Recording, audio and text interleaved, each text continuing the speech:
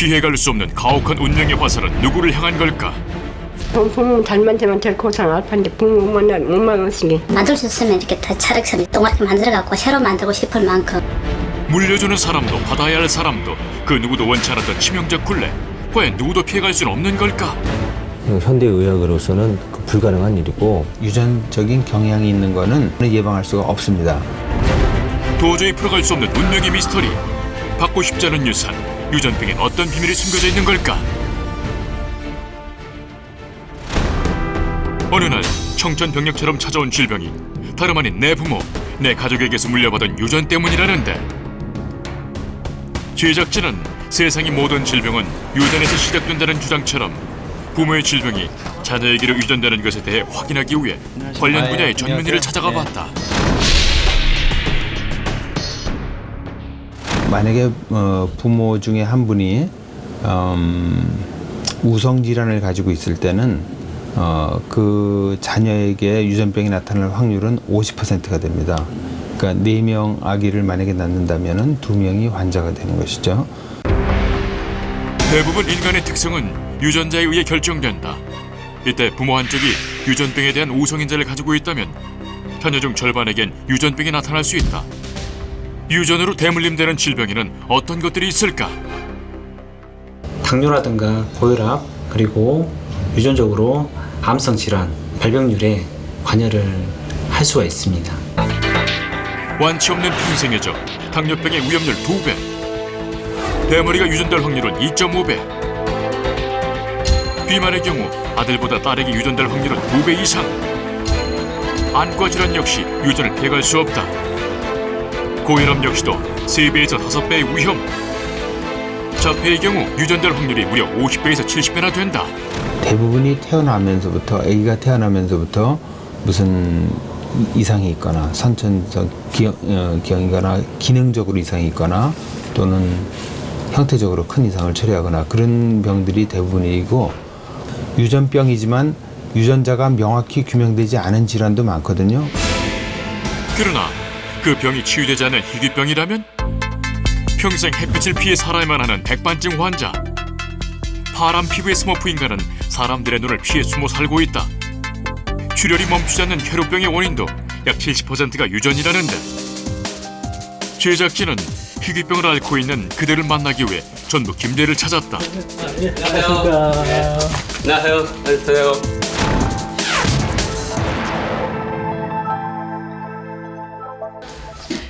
그런데 분명 투병 중일 거라 생각했던 사례자는 제작진의 방문에도 바삐 움직이며 집안일이 한창인데, 그의 모습을 지켜본 제작진, 순간 그에게서 불편해 보이는 뭔가를 발견했다.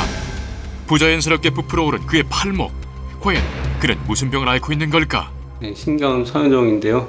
이게 원래 초등학교 들어가기 전에 조금 있었는데 그것이 이제 조금 이제 변형되는 것이 초등학교 한 3학년쯤 될 때부터. 신경 섬유종은 피부에 갈색 반점 혹은 커다란 섬유종이 생겨나고, 심각한 경우 얼굴의 변형이나 간질, 기능저하 등의 합병증으로 자칫 생명을 위협하기도 하는 희귀병. 사례자의 손 역시 정상인 손에 비해 다른 한쪽이 커다란 섬유종으로 부풀어 올라 아주 심각한 상태임을 말해주고 있다. 우리가 이렇게 출렁출렁인다고 할까요? 뭐가 찬 것 같아요. 미안해요. 예. 팔뿐만 아니라 다리에까지 커다란 섬유종이 부풀어 오른 모습. 그런데 옷에 가려져 있는 팔뚝을 걷어붙이는 순간 더욱 놀라운 모습이 드러났다. 그는 왜 평생을 이런 모습으로 살아야만 했던 걸까? 수술 말고는 뭐 다른 방법이 없어요. 약이란 게 없어요. 몇 번의 수술에도 전혀 차도가 없는 건 물론 지속적으로 수술을 할 수 없어 현재도 병이 진행되는 걸 막을 수조차 없는 상황. 집안일을 끝낸 후 어디론가 바삐 나서는 사례자. 그가 향한 곳은 마을 어귀의 빈 들녘. 병의 진행조차 막을 수 없는 가난한 삶이기에 그는 불편한 몸으로 이웃의 일을 도우며 생기를 유지하고 있다. 오래 해온 듯 익숙하게 일을 해내는 모습이지만 부푼 섬유종 때문에 상처가 끊일 날이 없다는데, 예. 항상 붙어 있으니까 아무래도 십진이 생기는 거예요. 그가 제 몸 하나 돌볼 틈도 없이 이렇게 혹독하게 일해야 하는 이유는 바로 가족 때문. 수어마비로 한쪽 다리를 잃은 살해자의 어머니. 집안에서의 거동조차 불편해 살해자의 도움 없이는 아무것도 할 수 없는 상황이다. 불편한 손으로 어머니의 식사를 준비하는 살해자. 그러나 한 끼 차려내는 음식이 흰죽에 간장 그리고 김치 한 조각이 전부다. 감기몸살 걸려갖고 저 밥을 식사를 잘 못했어요. 그래서 죽을 죽만 하고 입맛이 안 맞으니까 간장 오고. 영양가락은 찾아볼 수 없는 밥상. 그나마도 아들이 이렇게 챙겨야만 어머니는 끼니를 채운다. 그냥 국도 안 드시고 그냥 우유 한 잔 먹고 약 먹으면 더 부득해요. 낮에 아침에 이만큼 먹었어.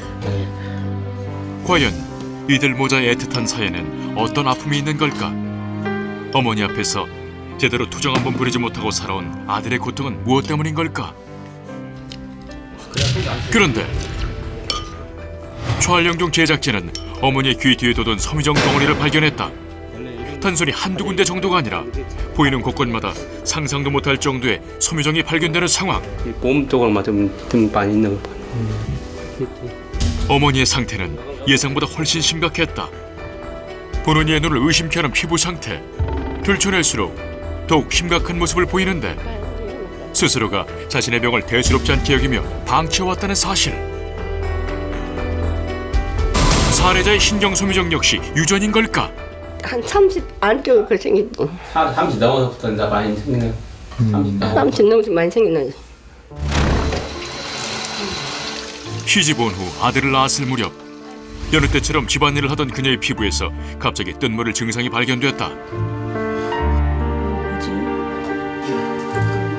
처음엔 손에 뒀던 작은 소미정에서 시작돼 가려운 정도의 증상이었던 것이 어느새 온몸 구석구석으로 퍼져 결국 손에 닿지 않는 곳까지 소미정이 뒤덮이는 상황에 이르렀다.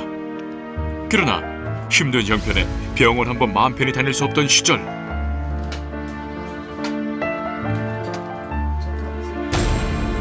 그런데 서로 의지하며 살아온 이들 모자에게 시련은 더욱 가혹한 현실로 다가왔다.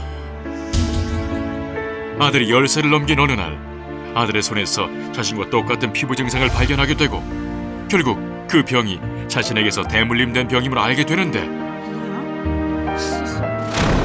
신경소미종이 유전될 확률은 얼마나 되는 걸까? 신경소미종증에 걸렸다 그러면은 자식대에서는 뭐 2명 중에 1명, 그러니까 반에서는 신경소미종증 환자가 이렇게 될 수가 있습니다.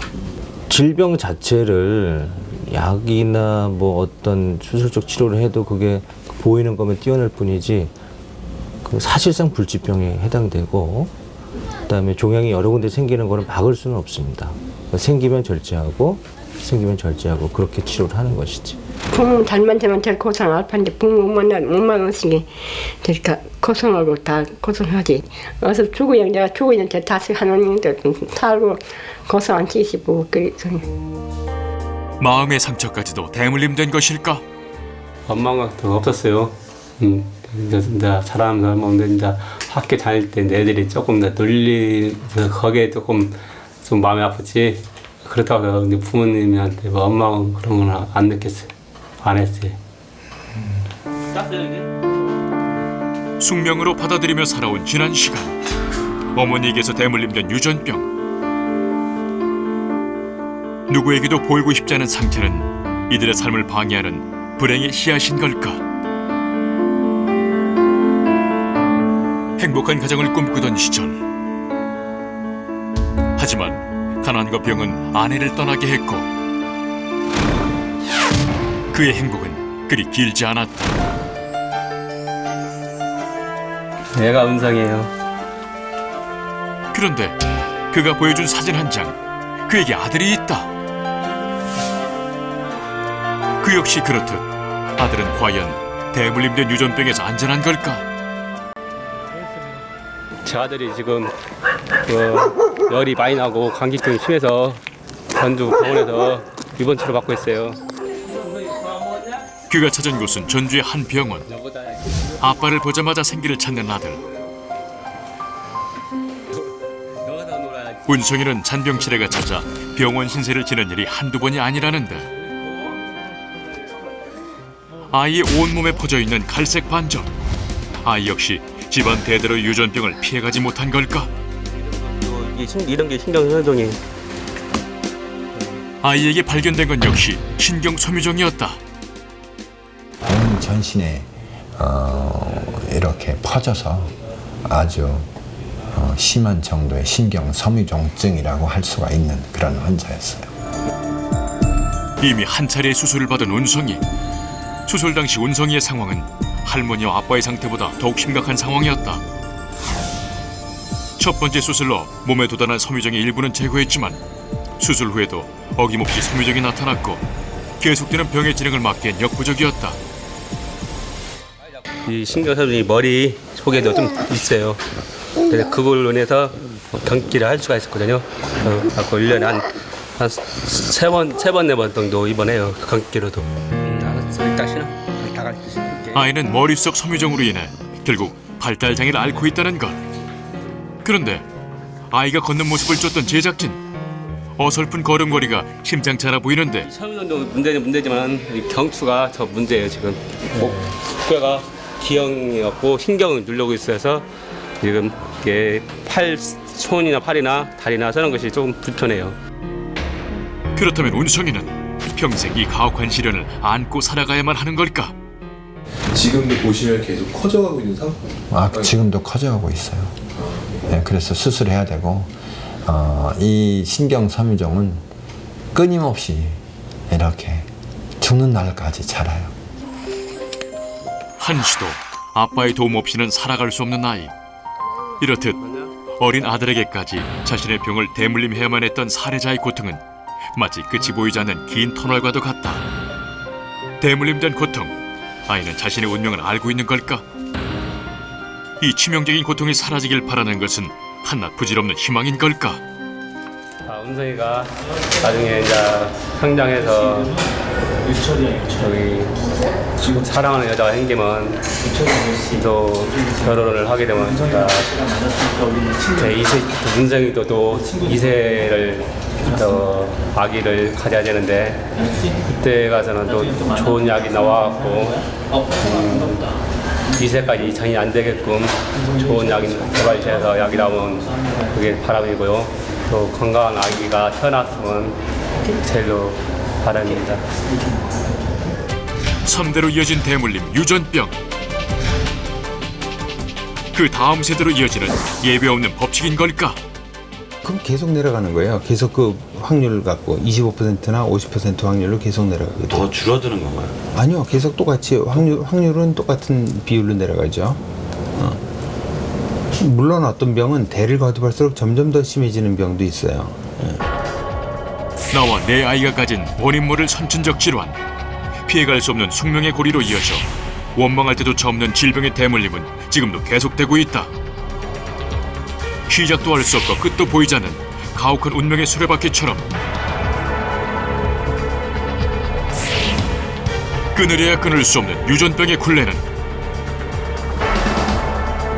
자신의 의지와는 상관없이 받아들여야만 하는 운명인 걸까? 그거를 막을 방법은 없습니다. 왜냐하면 결손된 그 염색체를 고칠 수가 없거든요. 예방법 또한 없다고 봐야 되는 게 이 양반들이 결혼을 해서 자식을 낳고 또 종족 번식을 해야 되는데 그런 과정에서 유전이 되기 때문에 운명으로 받아들일 수밖에 없습니다.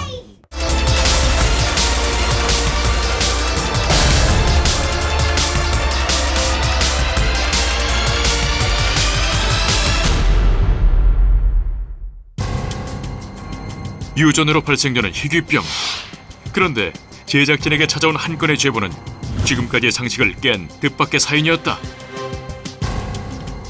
그러나 제작진이 만나본 살해자의 뒷모습은 중학생 남자아이의 평범한 모습이다.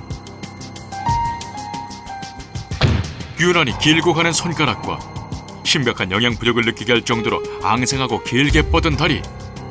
아이의 상황을 어떻게 설명해야 하는 걸까?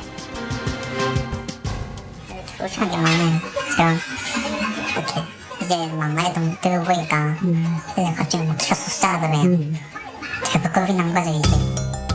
과연 살해자는 어떤 병을 앓고 있는 걸까? 제작진은 일단 살해자의 상태를 점검하기 위해 가족과 함께 병원을 찾았는데 남들과 다른 아들의 고통을 두고 볼 수밖에 없었던 가족들. 대인다. 아 진짜요? 말판 심한 애들은 다 둘, 셋, 넷 나오잖아요.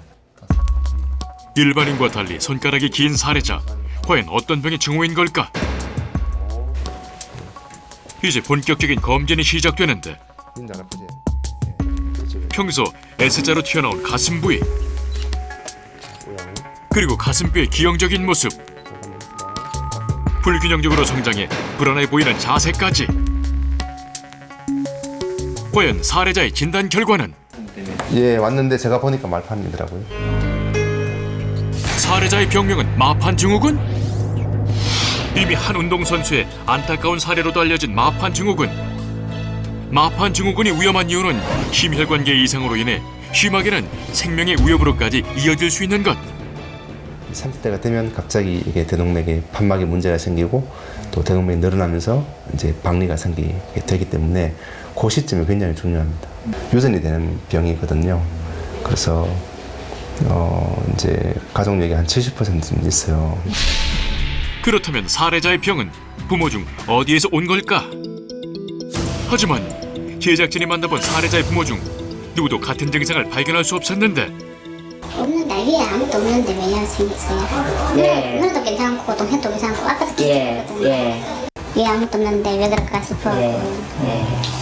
10명 중에 7명은 가족 가운데 다 있고요. 10명 중에 3명은 가족 안에 아무도 없어요. 자기 혼자. 그럼 이게 선천성이고 후천성이고? 선천성이죠. 염색체를 타고 가니까 이제 염색체 가지고 있는 거죠. 예, 부모님 중에 한 사람이. 대표적 유전병인 마판 증후군. 그렇다면 부모 중 누군가는 마판 증후군의 보인자인 걸까? 갑작스레 집안이 어려워진 탓에 제대로 챙겨줄 수 없었던 아이가 남보다 빨리 성장하는 모습이 대견하기만 했다는데 뭐 어디 이력은 없으시고? 이건 내력이나 그런 게 전혀 없으니까. 저희 시숙모님한테 안 그래도 여쭤봤어요. 혹시 유전병이 누가 있냐고 물으니까 없다 그러더라고요. 지금껏 몰랐던 숨겨진 가족력이 있었던 건 아닐까? 유전자가 아들에게 대물림된 건 아닌지 부모의 마음은 아프기만 한데 한 4개월 동안 저 혼자 많이 힘들었어요. 공부를 하는데 많이 아팠던가 봐요. 그걸 제가 몰랐어요. 일한다고 몰랐고 동생 챙긴다고 몰랐고 이랬는데 늘 엄마는 공부 안 한다고 하고 그때는 이제 그게 마음 상처가 많이 들었던가 봐요. 자라는 아들을 보며 병을 의심하기는커녕 마냥 대견해하기만 했던 가족들. 아이가 호소하는 통증을 단순한 꾀병으로 여기며 오히려 나무라기까지 했다는데 그러던 어느 날 맥없이 쓰러져 버린 아들. 너 왜 그래? 민성아, 너 왜 그러니? 정신 차려봐, 민성아, 과연 어떻게 된 걸까? 부모한테 전혀 그 유전적인 결함이 없는데도 불구하고 자녀가 유전 질환에 그러니까 유전자의 이상이 발견되는 경우에는 우리가 흔히 아는 대물림을 받는 그런 계통의 것이 아니라 돌연변이 성격으로 나타날 수가 있습니다. 가족의 역사 속 누구에게도 나타나지 않았던 숨은 유전병. 그렇다면 새로운 돌연변이로 인한 발병인 걸까? 누구도 예상치 못한 새로운 유전병이 대물림되는 건 아닐까? 평생의 병을 물려줘야만 했던 부모. 다음 세대를 위협하는 치유할 수 없는 고통. 과연 유전병의 역사는 어디에서부터 시작된 걸까? 마음이 참 많이 아파요. 아프고 진짜 할 수만 있으면은 진짜 만들 수 있으면 이렇게 다 차례차례 이잖아요. 그래서 다시 때려 먹고 동그랗게 만들어갖고 새로 만들고 싶을 만큼 마음이 많이 아픕니다. 자신들의 미래에 드리운 운명의 그림자. 이들은 그 고통의 역사가 시작되는 이 순간 무엇을 준비해야만 하는 걸까? 새로운 돌연변이의 발생. 희귀병 환아의 부모들이 모인 자리에서 이와 유사한 살해자를 만날 수 있었다.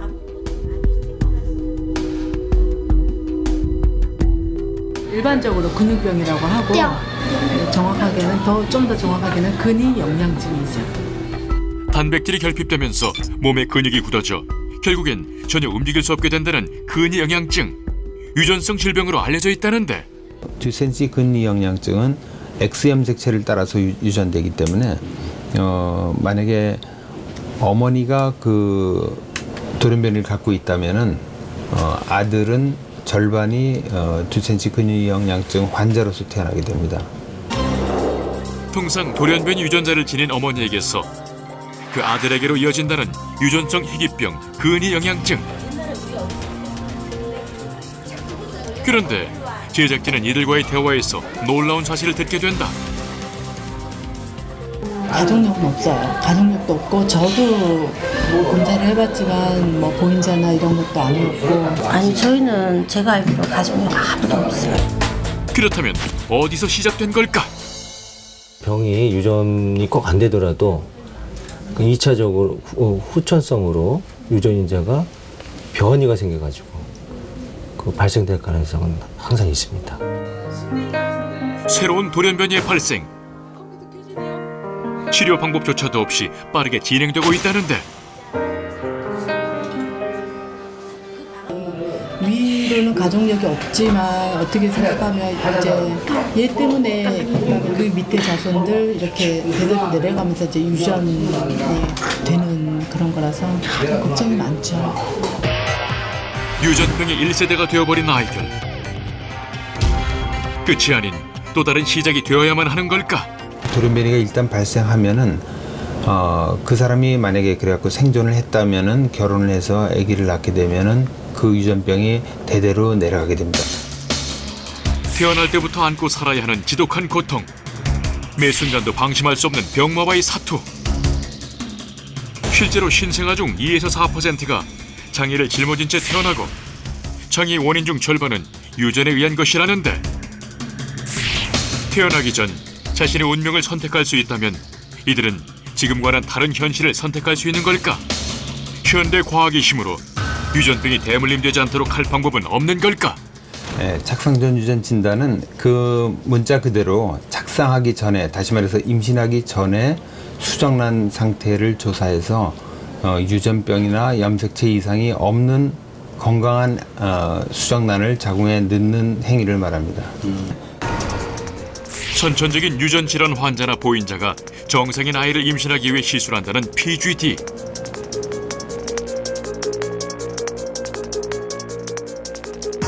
그렇다면 이 시술을 통해 유전성 희귀 난치병을 가진 엄마들의 돌연변이 유전자를 임신 전에 미리 제거할 수 있는 걸까?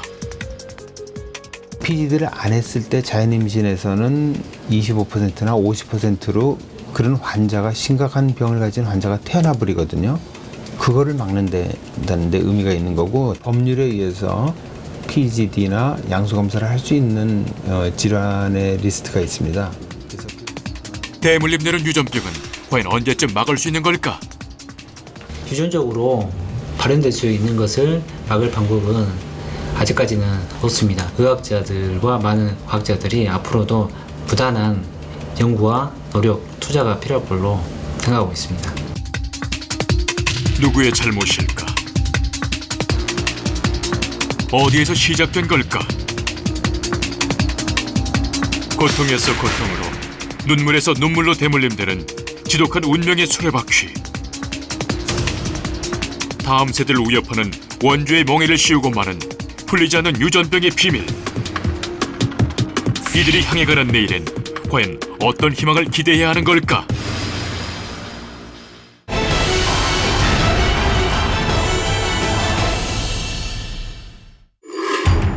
인간의 감각과 사고를 관장하는 기관인 뇌. 그 안에 의식과 무의식의 세계는 공존한다.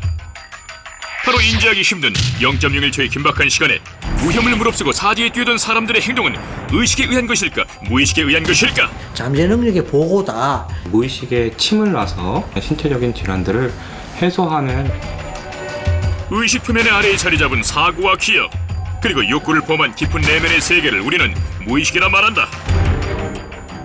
죽어버리고 싶었어요. 마음속 시민의 세계 무의식. 그 무궁무진한 세계의 한계는 과연 어디까지일까?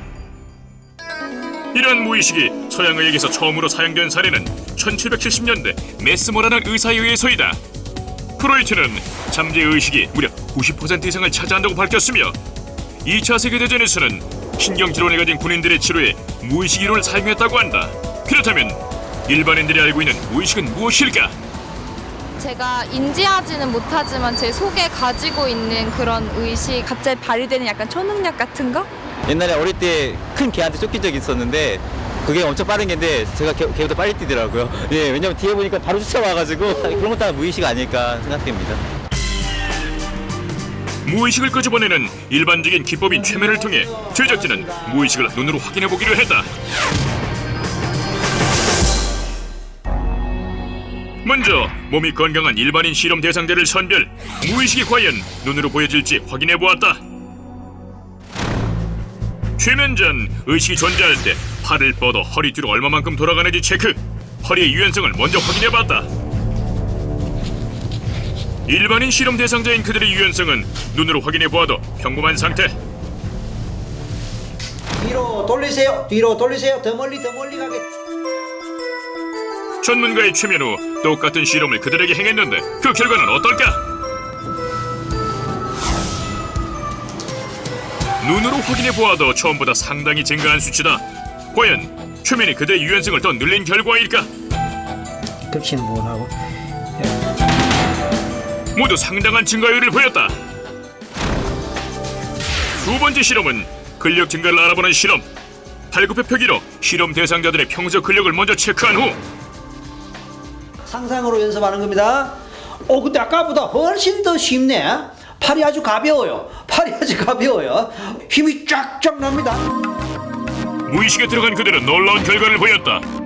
의식이 있던 상황에선 한 번도 하지 못했던 여자 실험 대상자와 7번의 기록을 남긴 남자 실험자는 무의식 상태에서 빠른 속도로 팔굽혀 펴기를 하기 시작했다. 그 증가수는 여자 실험 대상자의 경우 7회, 남자 실험 대상자의 경우 25회였다. 자, 지금은 최면하지 않은 상태입니다. 마지막 실험은 인간의 한계를 알아보는 감각 조절 실험. 시작. 깊이 넣어요, 깊이. 실험 대상자가 얼음통에서 견딘 시간은 고작 10초였다. 네, 10초. 여름에도 장마철이면 보일러 틀고 따뜻해야 돼요. 두꺼운 장갑을 꼈습니다. 무의식 상태에서 실험 대상자는 어떻게 달라질까? 자, 이제 드세요. 손 넣으세요. 자, 손 넣으세요. 자. 의식 상태에서 10초도 견디지 못하던 실험 대상자는 오랜 시간 아무렇지도 않은 듯 얼음에서 견디기 시작했다.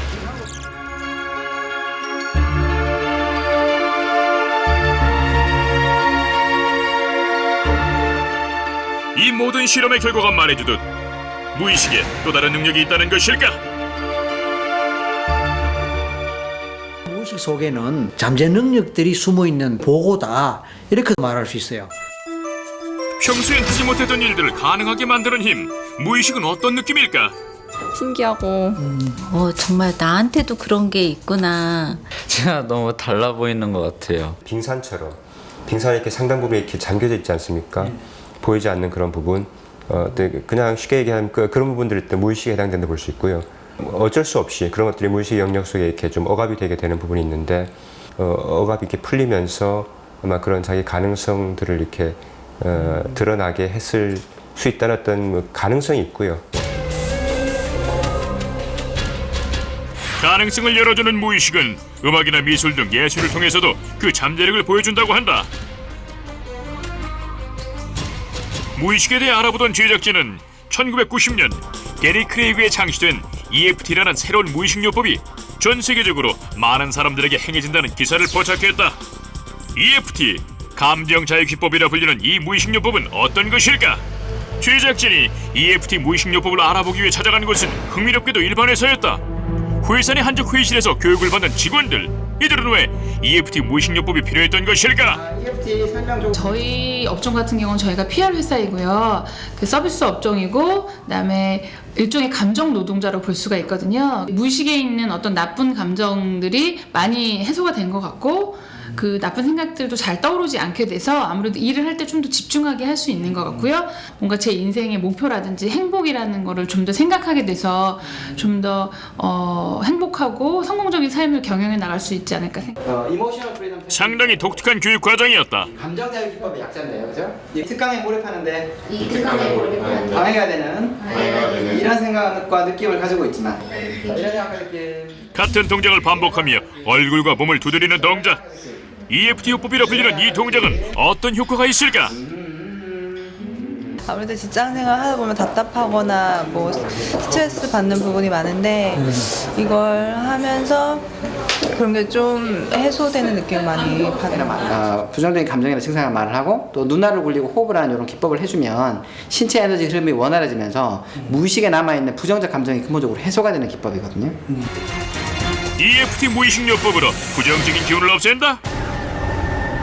한의학에서 말하는 14경락의 지점을 침 대신 손가락으로 두드려 자극함으로써 효과를 본다는 것. 이러한 EFT 치료법을 서울의 한 의원에서도 발견할 수 있었다. 그곳에서 실제로 EFT 요법을 통해 8년 만에 임신에 성공했다는 사례자를 만날 수 있었다. 길을 갖지 못할까봐 너무 불안하고 너무 답답하다. 임신이 되지 않으니까 너무 지치고 힘이 잘 들지가 않아서 결혼 생활을 한 거는 거의 8년 정도 했는데 그리고 시험관 시도를 한 거는 한 4년, 5년 정도 됐었고요. 그래서 계속 실패를 거듭했었고 임신을 할 수 없다라는 그런 생각들이 저를 임신을 못하게 했던 것 같더라고요. 방해하고. 그래서 그런 것들을 EFT로 이렇게 교정을 좀 해주니까 나는 이제 엄마가 될 수 있구나. 나도 엄마가 돼도 되는구나 라는 그런 무의식을 좀 이렇게 바꿔준 것 같아요. 자연스럽게 그렇게 되니까 그냥 쉽게 임신이 됐어요. 무의식 속에서 아기를 가질 수 없다는 부정적인 기운을 EFT 요법으로 없앴다는 것인데 그녀에게 인생의 전환기를 가져다준 EFT 요법은 과연 한의학과 연관이 있는 것일까? 한의학과 EFT의 연관관계는 이렇게 생각하시면 좋을 것 같아요. 우리 무의식에 침을 놓는다. 그래서 우리 무의식에 우리 마음에 어떤 기운이 막혀서 어떤 부정적인 그 감정이 올라온다던가 아니면 신체적인 통증이 나타났다 그러면 우리 마음에 무의식에 침을 놔서 그 기운들을 풀어서 그런 그 질환들 마음의 고통이라든가 아니면 신체적인 질환들을 해소하는 어떤 그런 방법이다. 신체적 능력과 뇌의 기능 향상 그리고 감정 해소까지 이끌어내는 무의식. 그런데 무의식으로 모든 질병까지 고친다는 사람들의 영상이 발견됐다. 무의식 운동은 과연 무엇일지 제작진이 직접 찾아가 봤다. 이미 여러 명의 사람들이 무의식 운동이라 주장하는 동작을 하고 있었는데 보통 사람들의 눈으로 보기에는 영문을 알 수 없는 기괴한 동작들이었다. 누가 가르쳐서 하는 동작으로 보이지 않는 이 의문의 동작들 과연 무의식과 어떤 연관이 있는 걸까? 이 정도면 벌써 폭탄이 터져도 사실 모릅니다. 그래서 저걸 지금 모든 걸 정화시키고 있는 거야. 네. 저분은 목하고 허리, 무릎 이걸 지금 고치는 거예요. 무의식 운동만으로 병을 고친다? 정신과 육체를 모두 이완시키는 동시에 정신과 육체의 질병을 함께 내보낸다는 주장이다. 자신의 잠재 의식 속에 내재되어 있던 그런 모든 한과 질병, 숨겨져 있던 질병까지 튀어나옵니다. 몸짓으로 나옵니다. 몸 안에 숨겨져 있던 질병이 무의식 운동을 통해 표출이 되고 그렇게 표출된 질병이 나옴으로써 건강을 되찾을 수 있다는 것인데 실제로 병이 나았다고 주장하는 사람까지 있었다. 심장 때문에 쓰러져가지고서 수술했어요. 1년 전 출근길에 갑자기 가슴이 새우는 통증을 느끼고 쓰러진 무의식 운동 참가자. 당장 수술이 필요할 만큼 그의 심장 상태는 좋지 않았다. 당시 수술 후 심장에서 혈액을 내보내는 기능은 고작 29%. 하지만 무의식 운동으로 기능이 무려 40%가 살아났다고. 현재도 외과적 수술보다 무의식 운동이 자신의 심장을 살렸다고 굳게 믿고 있다. 확실히 그 나쁜 게 나가는 것 같아요. 모든 병은 어느 정도 낫는 거예요. 그게 뭐냐? 결론은 효과를 볼 수 있는 거예요. 과연 그의 말대로 무의식 운동을 통해 그의 심장이 나은 것일까? 그가 수술을 받았다는 병원을 찾아가 당시의 상태를 알아보기로 했다.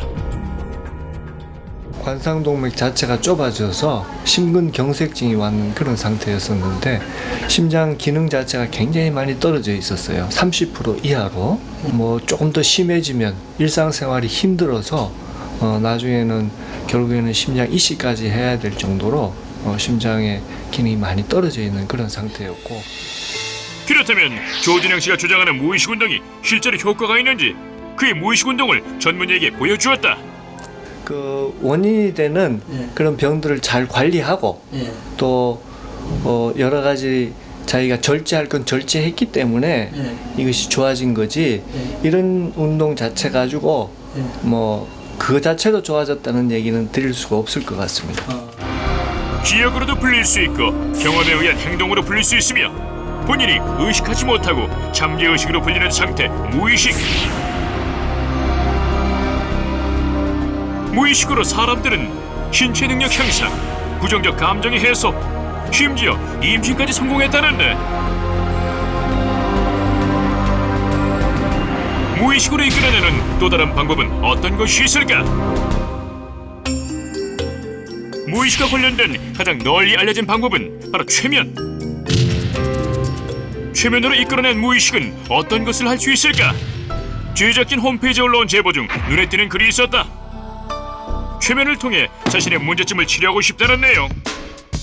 무의식 상태에서 자신의 현재의 문제점을 해결하고 싶다는 사례자를 만나기 위해 집으로 찾아갔다. 안녕하세요. 밥보다 초콜릿이 좋다는 이혜원 씨. 온갖 물건으로 꽉 들이찬 그녀의 집. 발 디딜 틈 없는 집안 곳곳엔 수많은 종류의 초콜릿과 과자가 넘쳐났다. 한시도 손에서 초콜릿을 놓지 않는다는 이혜원 씨. 그녀의 주장대로 보통 사람들과 먹는 양에서 확실히 차이가 났다. 스스로 심각하다고 할 정도로 초콜릿에 집착하는 그녀. 그녀의 다음 말은 심각성을 그대로 드러냈다. 나 지금 밥 먹고 있는 거예요. 밥 대신 초콜릿을 선택했다는 그녀의 충격적인 말. 그녀의 이 초콜릿 집착은 왜 생긴 것일까? 거의 다 떨어졌는데 이런 거를 거의 주식으로 먹거든요. 이런 거. 약간 이런 초코 들어간 이런 과자. 예원 씨 방도 모자라 냉장고 냉동실에도 한 자리를 차지한 초콜릿.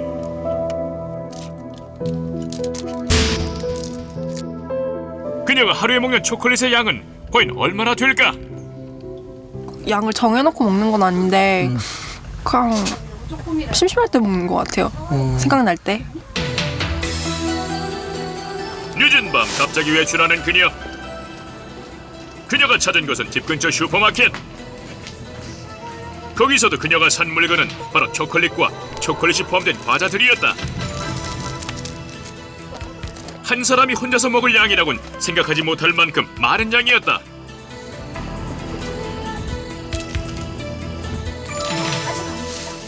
예원 씨의 이런 초콜릿 쇼핑이 당연한 듯 그녀가 사가지고 온 물품을 확인하는 예원 씨의 어머니. 어머니는 예원 씨의 초콜릿 집착을 그리 심각하게 생각하지 않는 듯했다.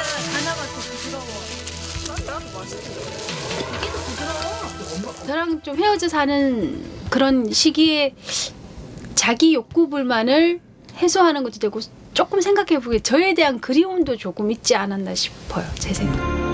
엄마에 대한 그리움이 초콜릿 집착을 만들었다? 그녀는 과연 무의식 상태에서 문제의 원인을 찾을 수 있을까? 계속 응시하는 겁니다. 서서히 최면에 빠지는 듯 눈꺼풀이 자꾸만 아래로 내려가는 이혜원 씨. 자신의 소망을 이룰 수 있는 잠재의식의 문이 활짝 열려 있습니다. 어디서 뭘 하고 있나요? 식탁에서 네? 가족들끼리 식사를 하고 있어요. 새엄마가 자꾸 저를 발밑으로 차요. 빨리 먹으라고. 왜 새엄마가 무서웠죠? 무슨 일이 있었나요? 무의식 속에서 서서히 밝혀지는 그녀의 충격적인 과거. 없으면 때렸어요. 아빠가 없으면 때렸어요. 인간의 정신세계에서 잠재의식이 90% 이상을 차지한다고 할 때 그 잠재의식인 무의식의 한계는 무궁무진하다. 무의식을 통해 자신의 문제점을 해결해보려는 초콜릿 중독 이혜원 씨. 과연 그녀는 무의식을 통해 문제의 원인을 찾을 수 있을까?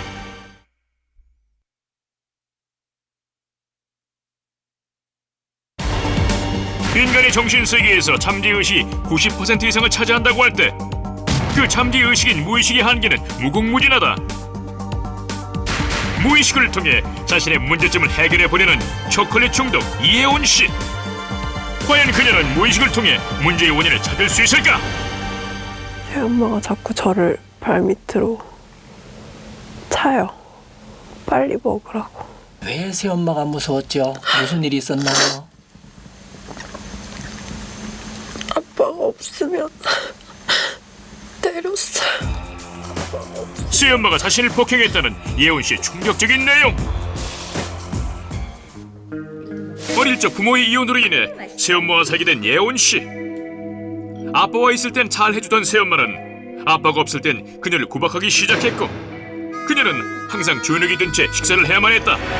조금이라도 밥을 늦게 먹는 날이면 새엄마의 구박은 더욱 크게 달했고, 그녀는 먹는 것에 대한 아픔이 쌓였다고 한다. 그럴 때마다 어떤 생각이 들었어요? 죽어버리고 싶었어요. 그렇다면 밥 대신 초콜릿을 선택한 원인은 무엇일까? 자, 그런데 초콜릿하고 단 이런 과자 종류만 이렇게 먹게 됐죠? 제가 밥을 먹고 있는데 예. 애들은 과자를 먹고 있었어요. 애들 누구를 얘기하나요? 새엄마랑 아빠랑 다음 애기들. 시엄마는 이복 형제들에겐 언제나 초콜릿과 과자가 가득했지만 그녀에게 돌아온 초콜릿은 없었다. 어린 예원의 눈에 초콜릿은 항상 동경의 대상이었다. 무의식 속에서 밝혀진 그녀의 초콜릿 집착. 그렇다면 그 집착도 없앨 수 있을까? 자신이 그 평상시에 좋아하던 그 과자들 한번 보세요. 바퀴벌레가 확 흩어지는 거예요. 그곳에서 입으로 가져가 보세요. 초콜릿에 대한 부정적인 암시를 걸기 시작한 임재영 교수. 무슨 썩은 냄새, 속이 울렁거리고 미식거립니다. 이 시간 이후에는 초콜릿 이런 거 보기만 해도 냄새만 맡아도 역겹고 보면은요 자꾸 그곳에서 무의식으로 초콜릿에 대한 집착을 버리려 한 그녀는 성공할 수 있을까? 하루 24시간을 초콜릿과 함께한 이혜원 씨. 그녀의 집안 곳곳에서 발견되었던 초콜릿은 이미 그녀의 주식이 되어 있었다. 그 원인을 알기 위해 최면을 실시했고 결과는 너무나 충격적이었다. 그렇다면 그녀의 현재 상태는 어떨까? 며칠 후 예원 양의 집을 다시 방문했다. 그전 같으면 구석구석에 놓여 있어야 할 초콜릿이 사라졌다. 무의식 속 부정적 암시가 초콜릿 집착을 없앤 것일까? 뿐만 아니라 밥 대신 초콜릿을 먹던 그녀가 손수 밥을 차려 식사를 하기 시작한 것. 진짜 안 먹어요. 여태 많이 먹었으니까. 그녀의 어머니조차 그녀의 변화에 놀라움을 보였는데, 제작진은 예원 양의 초콜릿 집착의 원인을 어머니에게 밝히기로 했다. 점점 심각해지는 어머니의 모습. 새엄마가 자꾸 저를 발밑으로 차요. 빨리 먹고 방에 들어가라고. 그럴 때마다 어떤 생각이 들었어요? 죽어버리고 싶었어요. 처음 듣는 딸의 아픈 고백에 그저 눈물만 흘리는 예원 시어머니. 보세요.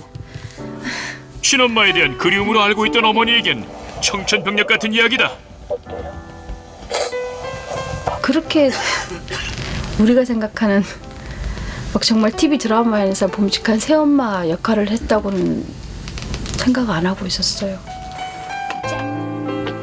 과거의 아픈 기억과 나쁜 식습관을 버리고 평범한 일상으로 돌아온 예원 씨. 이제는 초콜릿보다 엄마가 차려주는 밥상이 과거의 상처를 치유하는 최고의 치료자라고 말한다. 초콜릿을 좋아하고 잘 먹고 그냥 그 정도로 생각했겠죠. 근데 그게 막 그 먼 미래에까지 그 영향을 미쳐가지고 인생에 좀 안 좋은 영향을 미칠지는 그렇게 뭐 크게는 생각해 본 적이 없어요. 의식의 저편에 항상 존재하고 있는 무의식.